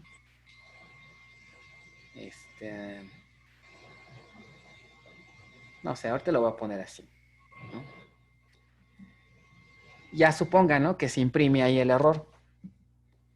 ¿Será suficiente nada más con que mande el mensaje ya a la consola y ya? Hay que controlarlo, ¿no? Salirnos o continuar. ¿Qué significaría controlarlo? O sea que sí, ya vimos que hay un error, pero pues omitirlo y continuar con lo que sigue. Así como está, es justamente... Hay que propagarlo, ¿no? Exacto, hay que propagarlo. Ojo, ese es un punto bien importante. Porque si no lo propago, literalmente aquí como en la industria coloquialmente decimos, me he comido el error. Si ustedes no hacen nada, o sea, mandar la consola no es suficiente porque pues ahí se imprime el error y El detalle es que el flujo de la ejecución continúa. Y muy probablemente en la gran mayoría de los casos no queremos que el flujo continúe, ¿no? Cuando ocurre un error, normalmente queremos ya que la ejecución se detenga y tal vez mostrarle un mensaje de error al cliente, pero ya no debemos continuar con el proceso. Entonces, hay que tener mucho cuidado, ¿no? Cuando cachen una excepción, hay que analizar si realmente no es necesario hacer algo con esa excepción, ¿no? O sea, ya hagan de cuenta que les avientan la bolita, ¿no? Y tienen ahí la bolita, ¿no? ¿Y qué hago con ella? ¿Se la aviento a alguien más o me la como o simplemente la desecho o qué? ¿No? Y esto es algo que aplica no nada más en bases de datos, ¿no? Sino en cualquier lenguaje de programación. Siempre cuando manejen una excepción, tengan en mente eso, ¿no? O sea, hagan de cuenta, reciben la bolita, reciben el paquete y qué hago con él. ¿Qué es lo más adecuado, no? Digo, no quiere decir que en todos los casos lo tenga que relanzar o que tenga que hacer algo, ¿no? En algunas situaciones que son las menos, se recibe el error, o sea, a lo mejor se imprime algo en consola y simplemente el error se descarta y continúo. Si esa lógica está bien, bueno, pues se vale. Pero en la gran mayoría de los casos no es así. En este caso, ¿cuál creen que sea lo que debo de hacer? Simplemente que se mande a consola y ahí acabe, o qué debería de hacer con el error. O sea, me aseguro que hice un rollback. Al asegurarme que hice un rollback, ya garantizo de que la consistencia de la base no se perjudicó. Ya resolví un problema, pero ahora ¿qué hago con el error? ¿Se puede guardar como en una bitácora? Ok, lo puedes guardar, de hecho lo guardas aquí, lo puedes guardar en un log, pero ya que se guarda, ¿continúo con la ejecución del programa? Darle solución, ¿no? Pero ¿cómo le vas a dar solución si fue un error que a lo mejor puede haber sido una excepción de conectividad? ¿Qué tal si la base, el otro nodo ahorita no está disponible, no hay red? Que lo vuelva a lanzar. Exacto. Aquí el comportamiento más adecuado sería, estoy cachando el error únicamente para limpiar la base de datos. Eso lo hago con el rollback, para cuidar la integridad. Pero ya como se maneje el error, pues ya dependerá de lo que siga más adelante, ¿no? O sea, el error hay que relanzarlo para que tal vez este error se cacha en la parte del front de una aplicación, ¿no? En la vista, y ya el error se ha manejado correctamente. Pero a nivel de este código no deberíamos de comernos el error porque podemos causar efectos colaterales bastante graves, ¿no? Entonces aquí lo correcto sería relanzar el error. Entonces, relanzar el error. ¿Alguien recuerda cómo se hace, al menos en este manejador? Raise application error. Raise application error es Raise nada más. Exacto, para crear una excepción. Es nada más así. Raise. Ya. Ok. Ahora, casi ya está este ejemplo, ¿no? Me falta un pasito. Ya puse un rollback, pero no nos faltaría lo contrario. Commit. ¿En dónde debería de ir ese commit? Después del update. Después del segundo update, ¿no? Si yo llego a este punto donde está el cursor, significa que no se generó ningún problema. Quiere decir que aquí ya puedo confirmar la transacción. Entonces aquí pongo un commit. ¿Ok? Entonces, obviamente este commit se pone cuando estoy seguro de que ya la transacción ya terminó, ya no me interesa hacer más cosas. Entonces la puedo terminar aquí. Y si no, entonces delego a quien haya invocado este programa que haga el commit, ¿no? Pero digo, no nos metamos ahorita en esa complejidad, vamos a asumir que aquí acaba la transacción y hacemos el commit. Entonces, nótese que este es un patrón bastante común que se emplea. Hay que tenerlo muy en cuenta si es que realmente quieren implementar transparencia de transaccionalidad. O sea, a nivel general, ¿qué hay que hacer? Las instrucciones DML que se ejecuten en distintos nodos, las tengo que englobar en una transacción. Y esa transacción la tengo que controlar, ¿no? Tengo que programar bien en dónde inicia, en dónde termina y cómo manejar el error, ¿no? De forma adecuada. De tal manera que lo que siempre deben asegurarse es que esa transacción siempre llegue a un término, ya sea en commit o en rollback. De no hacerlo, el manejador les va a marcar errores, les va a decir, ¿sabes qué? Tienes una transacción distribuida y nunca la terminaste, no la has controlado, entonces el manejador no los va a dejar continuar hasta que resuelvan esa transacción. ¿Ok? Entonces, como pueden ver, implica aquí programación, ¿no? Esta es una de las cosas que ya se complican en una distribuida. Y bueno, la ventaja es que si nosotros programamos bien esto, ya el manejador se encarga de todo lo demás, ¿no? De comunicarse con el nodo y decirle que haga el rollback, ¿no? Toda la comunicación interna que hay, todo el protocolo que se aplica, ya eso ya está implementado, ¿no? Entonces aquí es donde ya se ve la transparencia de transaccionalidad. ¿Vale? Bueno, ¿preguntas de esto? ¿Se entendió? Que es básicamente es esto mismo que tienen aquí, ¿no? Ok. ¿Dudas? Bueno, ejemplos de Por el este momento tipo. no. Ok, ejemplos de este tipo también de repente, luego pongo así en examen, así de, haga un programa PLSQL que de tal manera que se garantice la correcta consistencia en la base de datos distribuida. Entonces ustedes tienen que hacer una programación de este estilo, ¿no? Entonces dicen, ¿no? ¿Cuándo eran las altas y bajas? Son hoy, son Hoy, ahorita. ¿verdad? Son ahorita. Y Dicen, mañana. ya me voy, dicen, ¿no? Mejor siempre no, ¿verdad?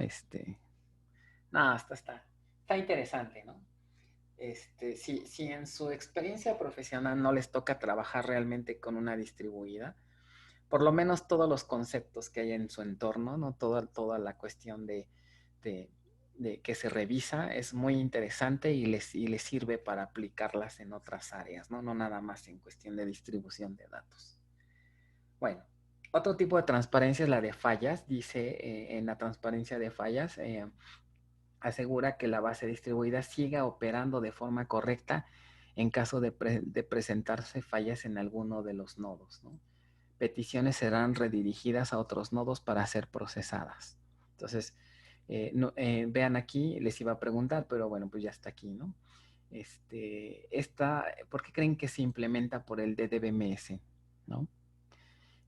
Bueno, esta funcionalidad perfectamente es implementada, soportada, ¿no? Sobre todo si está bien configurada. Lo único que tenemos que hacer aquí es configurar bien nuestros nodos y con ello podemos garantizar que la alta disponibilidad, ¿no?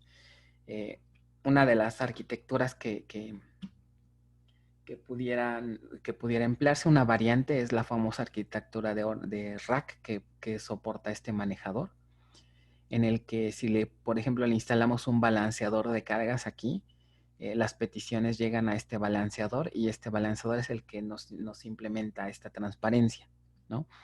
El balanceador, por un lado, va a estar repartiendo cargas a los diferentes nodos, ¿no? Para balancear el trabajo. Y por otro lado, si de repente este nodo falla, el balanceador detecta que este nodo ya no responde, entonces la petición, en lugar de generar un error de servicio no disponible, bueno, la petición la redirige hacia el otro nodo. Entonces, realmente el componente que nos implementa este nivel de transparencia, pues son los famosos balanceadores, ¿no? Recordarán, por ejemplo, en Bases 1, en Oracle por ahí, que configuramos un listener, ¿no? Ya en un sistema de este tipo, el listener tiene ahí un papel importante, ¿no? En el listener se configuran todos los nodos, ¿no? Y de ahí se toman para poder hacer el balanceo y el switcheo entre instancias, ¿no? Entonces, aquí realmente nosotros no tenemos que hacer mucho, ¿no? Ya los DBMS lo implementan. Transparencia de desempeño. Este es tan interesante.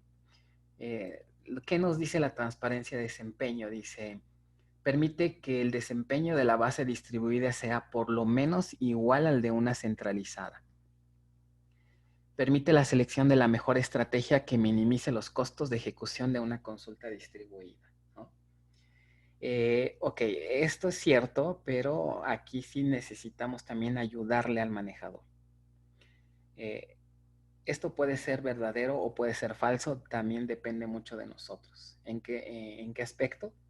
Bueno, primero vean que dice que el desempeño debe ser al menos similar al de una centralizada. Esto es importante porque si nosotros hacemos un mal diseño y una mala distribución de datos, nos va a salir contraproducente el hacer una distribución. O sea, en lugar de mejorar el desempeño, lo vamos a empeorar si no hacemos bien las cosas. Entonces hay que tener cuidado, ¿no? Si por lo menos el desempeño lo conservamos a como estaba la base cuando estaba centralizada, bueno, pues por lo menos estamos en las mismas, ¿no? Entonces, ¿qué tenemos que hacer para cuidar ese desempeño? Bueno, del lado del developer lo que se tiene que hacer es, número uno, tener un diseño correcto, un esquema de fragmentación adecuado a las características de cada proyecto. Eso lo vamos a ver en tema 2. Y por otro lado, la parte de la construcción de sentencias SQL.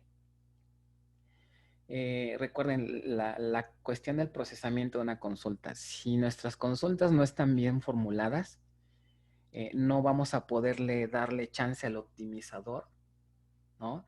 Que genere una estrategia de ejecución óptima. ¿Y eso por qué? Pues porque somos muy malos escribiendo código SQL, ¿no? En Bases 1, si recuerdan, aprendimos SQL, pero realmente nunca nos preocupamos o no se preguntaron si su sentencia realmente es óptima, ¿no? Entonces, como que eso no nos importaba en Bases 1, ¿no? Escribíamos o aventábamos código así y con que obtuviera los datos que nos piden, ya con eso estábamos del otro lado, ¿no? Pero nunca se preguntaron, oye, ¿mi sentencia estará bien? O es decir, ¿qué tan óptima está siendo? ¿Alguien ha intentado revisar qué tan óptima es su sentencia? ¿O ha intentado darle respuesta a, oye, ¿cómo puedo saber si mi consulta es óptima o no? ¿Nadie lo ha hecho? No, ¿Nunca? O sea, con que jale, ¿no? pues así. Ah, pues bueno, Pues más o menos. más o Sí, menos, ¿verdad? Bueno, sobre todo cuando son consultas que traen muchos datos y bueno, en la práctica sí se tienen que revisar. se tienen que revisar. De hecho, hay una regla. Déjenme decirles que hay algunas empresas que es que cada una de las sentencias de las consultas que se van a aplicar en un software tienen que estar justificadas y tienen que ir acompañadas de su plan de ejecución. Todas. Si no hay un plan de ejecución, no se acepta esa consulta. Y eso es bueno, porque con eso nos garantizamos de que el plan de ejecución que se genere sea lo más óptimo posible. Entonces ya les di la respuesta, ¿no? La manera de ver si una consulta es óptima o no es revisando el plan de ejecución. Si el plan de ejecución nos genera un costo muy alto, tenemos que hacer algo, ¿no? Tenemos que ver, hay varias soluciones, ¿no? Hay veces que escribiendo o reescribiendo la consulta SQL de otra manera puede que le ayudemos un poco al optimizador. Vamos a ver más adelante algunas de esas técnicas. Hay veces que la sentencia no es óptima porque a lo mejor tenemos una mala configuración. Por ejemplo, a lo mejor algo de lo básico, no tenemos los índices correctos para que se pueda hacer un correcto acceso a datos, ¿no? Que también lo vamos a revisar. Entonces, eso es la tarea que nosotros debemos hacer, ¿no? Asegurarnos que los planes de ejecución de las consultas que vamos a lanzar sean los mejores posibles.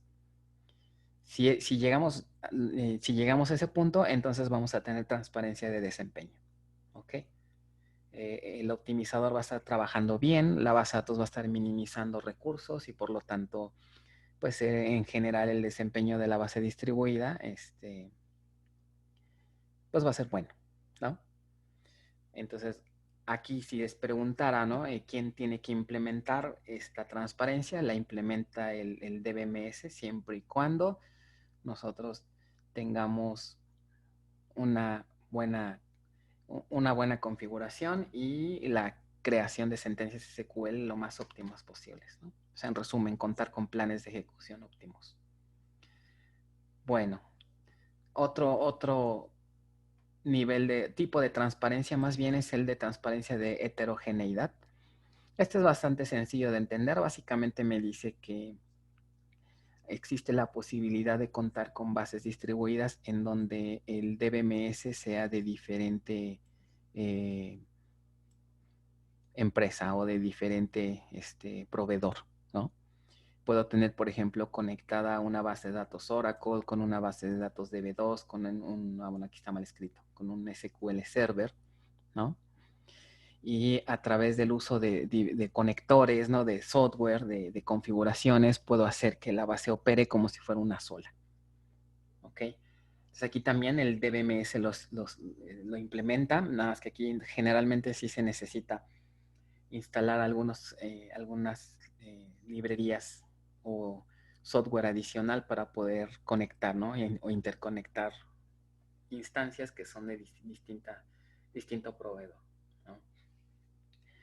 Transparencia de replicación es otro tipo de transparencia. ¿A qué se refiere esto? Bueno, primero, el concepto de replicación, acuérdense de lo que platicamos el martes, ¿cuál es uno de los objetivos? Bueno, a ver quién me dice. ¿Qué beneficio tendría un esquema de replicación en una base distribuida?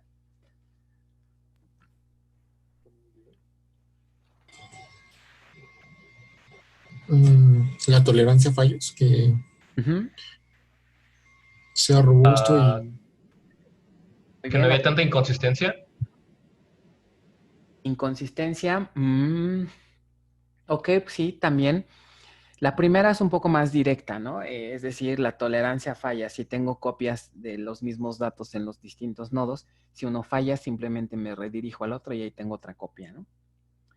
La reducción de inconsistencias también, sobre todo porque, ¿qué pasa si cambio un dato en un nodo? Al tener varias copias en el otro o en otros nodos, ¿qué tendría que hacer con ese cambio? Aplicarlo a los demás nodos. Hay que replicarlo, ¿no? Hay que actualizarlo. Y hay varios tipos de replicación. Hay replicación que tiene que ser de inmediato, es decir, cuando se hace el cambio no se considera exitoso hasta que las réplicas hayan recibido el cambio y lo hayan aplicado también. Digamos, ese es un esquema muy estricto, pero me garantiza consistencia, como lo comentan, ¿no? Entonces, esas funcionalidades de estar replicando cualquier cambio que ocurra, de garantizar de que se apliquen en todas las copias, ¿no? Son funcionalidades que ya los DBMS ya lo hacen. ¿Ok? Por ahí de los últimos temas vamos a ver un objeto que se llaman vistas materializadas. ¿Alguien ha oído hablar de las vistas materializadas? Sí. O sea, es como una vista, pero se queda guardada, ¿no? Ajá. Son consultas que en realidad son copias de datos que se extraen de otros, típicamente de instancias que están en otros servers, ¿no? Acceso remoto. Pero esas copias, una vez que se hace la copia local, puede darse el caso de que los datos cambien, ¿no? Entonces, una base de datos materializada, aparte de hacer la copia, ¿no? Nos ofrece funcionalidades para hacer la sincronización. Entonces, aplicamos ahí un poco de transparencia y de replicación. Entonces, la respuesta sería aquí, el DBMS la implementa, pero también nosotros tenemos que ahí hacer un poco de programación para configurar el tipo de replicación que queremos, ¿no? Por ahí de los últimos temas vamos a ver esta cuestión de cómo se hace la replicación con vistas materializadas, ¿no? Muy bien, entonces hasta aquí sería la cuestión de concepto de transparencia, ¿no? Vamos a pasar ahora a lo que sería las arquitecturas de las bases distribuidas. ¿Todo bien hasta aquí? ¿Preguntas, dudas? ¿Nada? Ok. Profe, ¿nos vamos a quedar hasta las 11? Ah, ok. Qué bueno que comentas ese punto. Se me pasó por completo comentarle lo siguiente. Miren, Aquí en realidad estamos dos grupos. Bases de datos distribuidas del plan 10 y bases de datos distribuidas del plan 16. Los alumnos de bases de datos del plan 16, la clase es de 2 horas. ¿Ok? Y la clase de los del plan 10 es de 1 hora y media. De hecho, el martes nos quedamos hasta las 11, ¿no? Y nadie me dijo nada. Este es el segundo semestre que están así en los grupos. Entonces, el acuerdo al que llegamos el semestre pasado fue que todos los alumnos del plan 10 aceptaron en tomar la media hora extra para homologarnos con el plan 16. Entonces, pues el beneficio para ustedes que son del plan 10, pues es que tenemos más tiempo para revisar los conceptos. Y pues y podemos revisar un poco más de temario. Entonces, sí tengo que hacerle la pregunta, ¿no? De los que están en el plan 10, ¿tienen inconveniente de dejarlo hasta las 11? Yo no. No, sin problema. Yo tampoco, profesor. Ok. Muy bien, qué bueno, porque me meterían en aprietos, ¿no? Bueno, tenemos que hacer algunas dinámicas para ustedes, ¿no? Pero entonces el acuerdo sería, pues vamos, nuestras clases van a ser de 2 horas, tanto para los de plan 10, que son de 1 hora y media, ¿no? Entonces, por eso es que terminamos hasta las 11. ¿Ok? Sí, profesor. Entonces, bueno, esto pues les va a ayudar un poco a ustedes porque tenemos un poco más de tiempo, ¿no? Y bueno, para los del plan 16 ni qué decir, ¿no? Ustedes sí son de 4 horas, entonces. Eso es lo que están haciendo en algunos grupos, ¿no? Están uniendo la materia, cuando la materia existe en los dos planes, y ya ahorita del plan 16, del plan 10 ya son muy poquitos alumnos, ¿no? Ya la mayoría ya son de plan 16, entonces, por eso hicieron eso en la facultad. Bueno. Muy bien, sigamos entonces, ¿no? La cuestión de la arquitectura de un DTBMS. Básicamente la manera en cómo sean las variantes de un sistema distribuido se basan en 3 variables, ¿no? La variable de autonomía, la variable de distribución y la variable de heterogeneidad. Voy a irme directamente aquí al diagramita, que lo ilustra muy bien. Entonces, uy, qué barbaridad, ¿no? Bueno, ahorita hablamos de eso. Por un lado tenemos la variable de distribución, la variable de heterogeneidad y la variable de anatomía, les iba a decir, no, autonomía. ¿Qué significa cuando hacemos la combinación, ¿no?, de estas variables? Cuando le aumentamos un valor a una de estas variables, bueno, podemos producir combinaciones de bases de datos un tanto interesantes, ¿no? Por ejemplo, chequen este diagrama y me gustaría que me dijeran en qué punto de este plano en 3D, de 3 variables, se ubicaría la arquitectura de distribución que estaríamos usando en el semestre.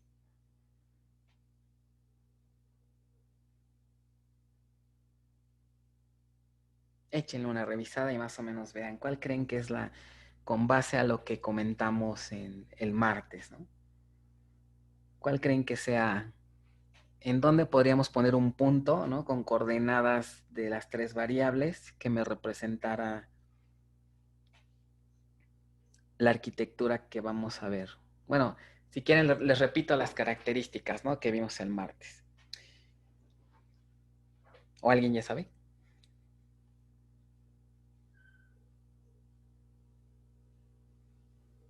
Sí, ¿las puede repetir, por favor? Ok, va. El martes comentamos que en este curso la idea, ¿se acuerdan que vimos el martes que hay diferentes también estrategias para hacer diferentes niveles de distribución en donde se comparten ciertos recursos, ¿no? Y que comentamos que en el curso el enfoque es las bases de datos distribuidas en donde el único recurso que comparten es una red de datos. ¿Ok? O sea, los nodos están distribuidos, ¿no? En ubicaciones distintas, en nodos distintos, y no comparten absolutamente nada, ¿ok? Más que la comunicación a través de una red, ¿no? Cada una con su hardware y software independiente, y ese es el tipo de bases de datos que vamos a revisar. Entonces, con base a esa característica, ¿En dónde se ubicaría ese punto en estos ejes?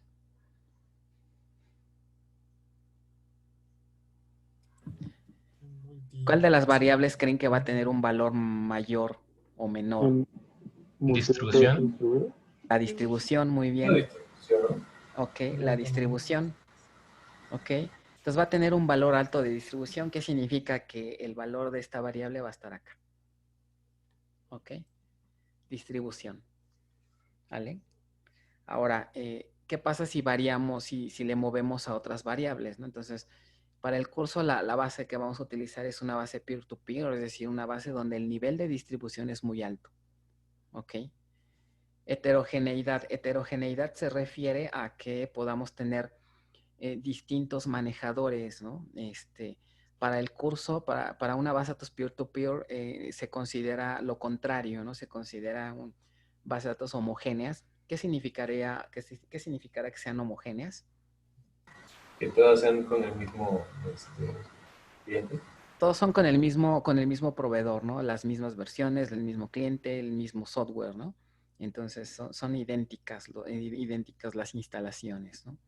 Entonces, a eso se refiere con una... Entonces, por lo tanto, heterogeneidad, pues no tenemos valor, ¿no? La cuestión de autonomía, ¿a qué creen que se refiere esa variable de autonomía? La autonomía se refiere a que cuando participa una base de datos como parte de una base distribuida, ¿no? Tenemos 3 nodos. La autonomía la pueden así más o menos entender como rebelión, ¿no? Comentábamos hace rato que cuando hacemos una transacción distribuida tiene que haber una coordinación entre nodos, ¿ok? La transacción se tiene que coordinar, entonces hay un coordinador y entonces en realidad los nodos se vuelven una especie de, pues de súbditos o de esclavos porque están a expensas de lo que el coordinador les ordene. O sea, estos manejadores no pueden actuar por sí solos, sino que tienen que actuar con base a lo que el coordinador les diga.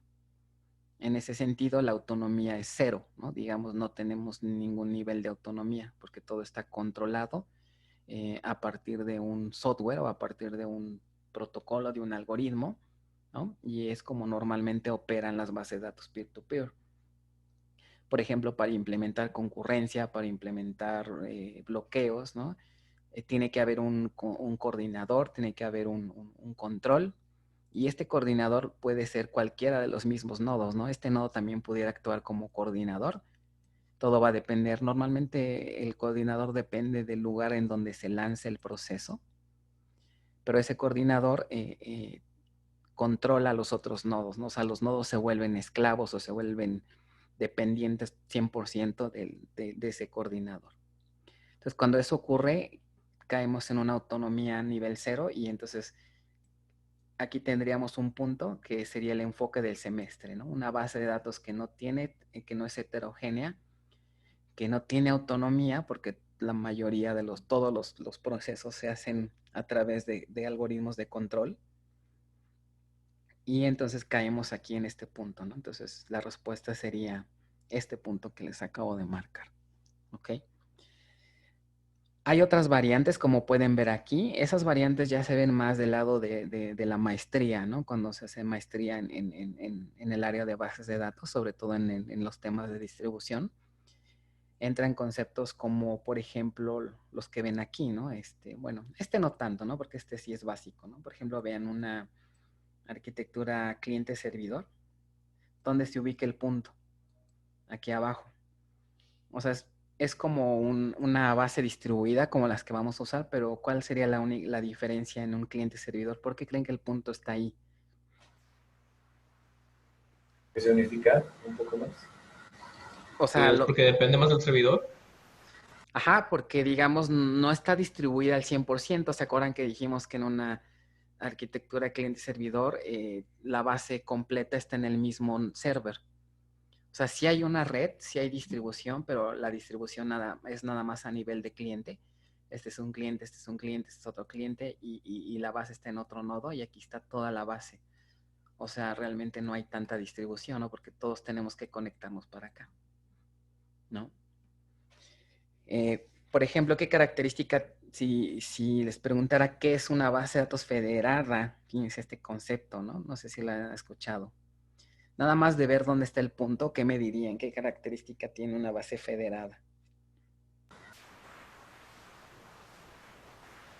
Que es una base centralizada que ya tiene como procesos ya automatizados, pero no tantos. Así es. O sea, es una base de entrada centralizada porque no tiene distribución, ¿no? En ese punto. Pero es un tanto autónoma. Autónoma significa que los nodos toman sus propias decisiones para manejar los datos, sin tener que hacer uso de un coordinador, ¿no? Entonces, por ejemplo, las variantes que están acá arriba, podemos tener otro concepto que es el de multibases de datos. ¿Qué significará una multibase de datos cuando está aquí en este punto?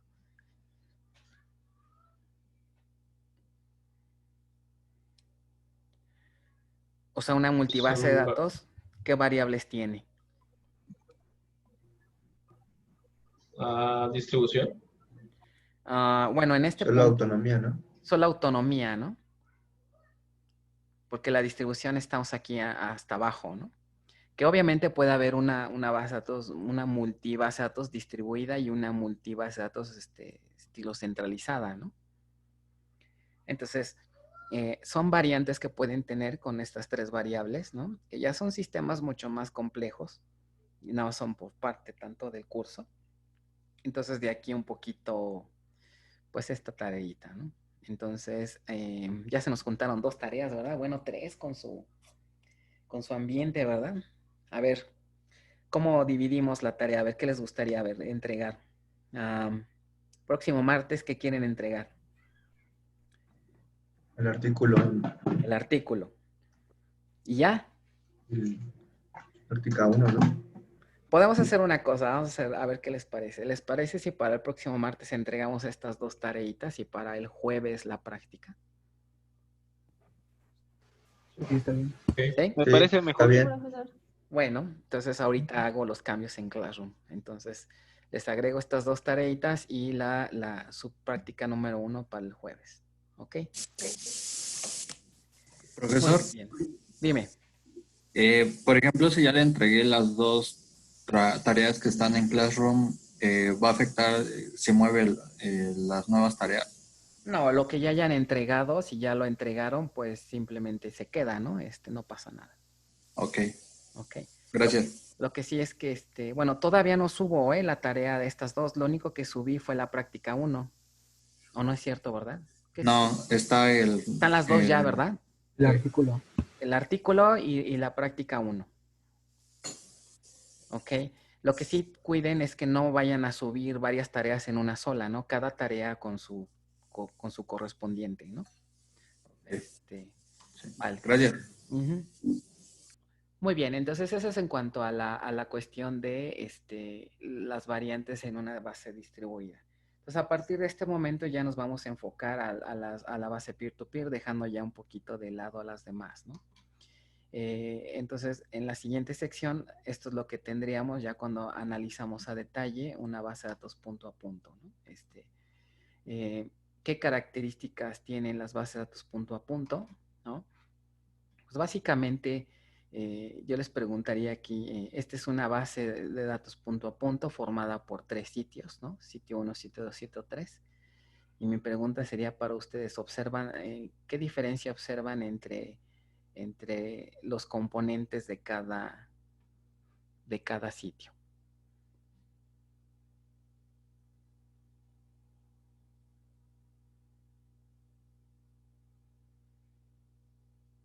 Creo que no hay diferencia. Son los mismos. Pues ni le busquen porque no hay. ¿Ok? En una base distribuida punto a punto, ¿no? Los nodos son idénticos. ¿Ok? Hace rato comentábamos de que puede haber un software que actúe como controlador, que actúe como orquestador para ejecutar los procesos, ¿no? De la comunicación entre los nodos. Al ser una base punto a punto, significa que, y al ser idénticos los nodos, significa que cualquiera de los nodos puede tomar el rol de controlador en cualquier momento. ¿Ok? Por lo tanto, no tienen por qué ser distintos. El otro punto es que nótese que estos componentes que ustedes aquí están visualizando, por ejemplo, el procesador de consultas, el scheduler, el log manager, el storage manager, el recovery manager, el runtime support processor, los diccionarios de datos, ¿no? Son componentes que también en donde los vamos a encontrar. En una base de datos centralizada. ¿Ok?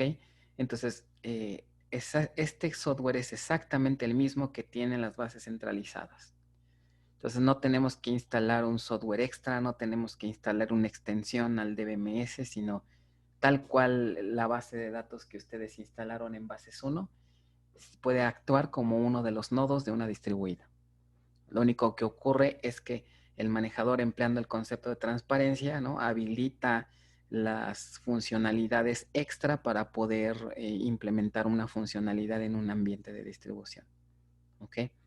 Por esa razón, si ustedes visualizan en sus prácticas, la práctica 1 y la 2 son prácticamente, realmente es lo mismo que hicieron en centralizadas, ¿no?, cuando instalaron una centralizada. Entonces, eso es algo que quería aquí comentarles de una arquitectura punto a punto, ¿no? En cuestiones teóricas se manejan dos conceptos, que sería, a nivel de diccionario de datos, se maneja algo como un diccionario local y un diccionario global. Esto es a nivel netamente conceptual. Ya a nivel de implementación eso no existe. En realidad lo que existe ya a nivel, digamos, en la realidad, cada nodo tiene su diccionario de datos independiente, ¿no? Y lo que va a contener el diccionario, como digamos lo que se representa como la parte del diccionario global, no es otra cosa más que objetos adicionales que contienen información de otros nodos, ¿no? Por ejemplo, cuando estuvimos revisando lo de el ejercicio de los niveles de transparencia de distribución, ¿qué objeto en el diccionario de datos creen que me puede ayudar a implementar la transparencia de fragmentación de tal manera que sea posible ponerse el asterisco from cliente? O sea, ¿quién creen que ahora sería cliente si realmente la tabla no existe? ¿No?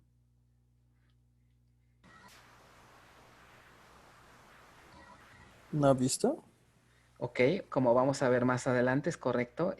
Para implementar ese nivel de transparencia tendríamos que agregarle al diccionario de datos una vista. Entonces, el diccionario de datos de este nodo va a tener una vista que en su definición, esa vista pues va a tener la definición de una unión que va a apuntar hacia los otros dos nodos, ¿no? Y para que esto sea 100% ida y vuelta, ¿no?, tengamos la misma configuración en todos los nodos, pues esa vista también, ¿dónde debería de crearla? También deberíamos de crearla en el otro nodo y lo mismo en el otro nodo. ¿Ok?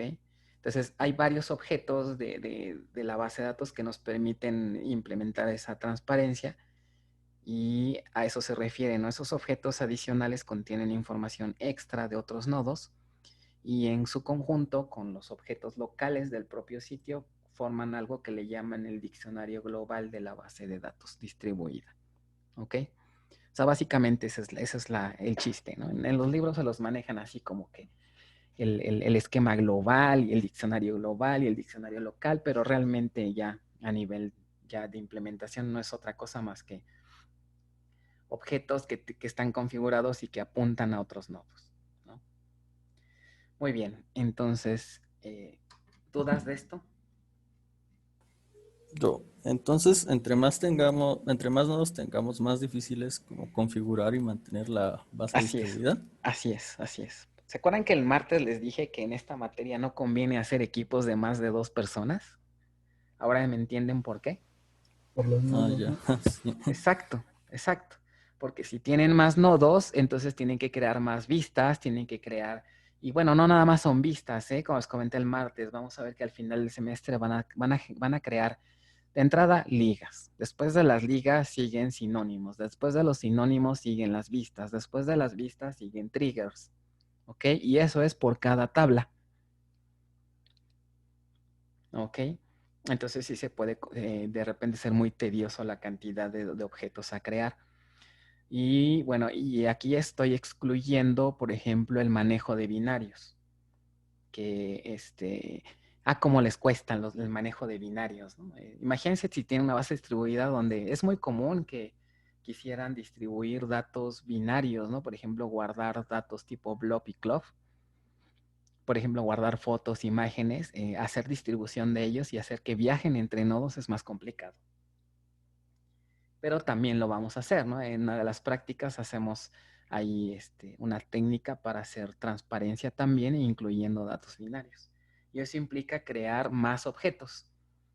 Por ejemplo, tienen que crear por ahí algunas funciones, inclusive por ahí unos tipos de datos personalizados. ¿Ok? Entonces, ¿eso qué hace? Bueno, hace que el diccionario de datos, bueno, se complete, ¿no? Con la información de los demás nodos.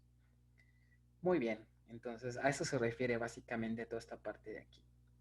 Los componentes, bueno, aquí en esta parte les habla de los componentes, ¿no? ¿Qué hace cada uno de estos componentes? El query processor, el scheduler, el log manager, ¿no?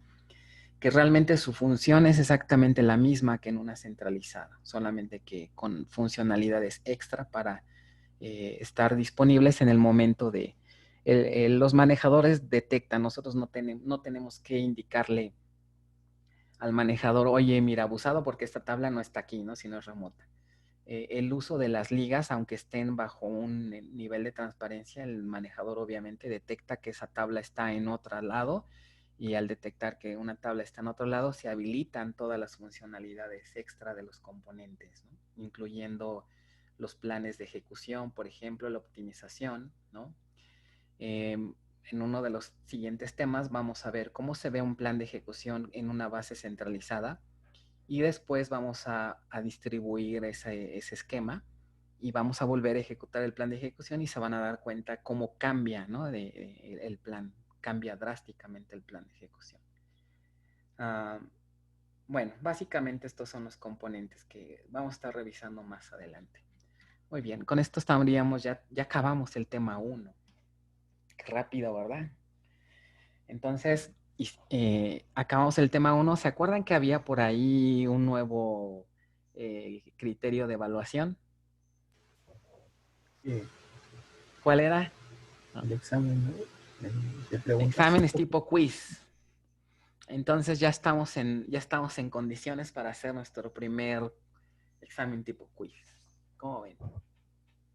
Dicen, no, ahora sí me voy a ir a altas y bajas, ¿verdad? Tenía que pasar.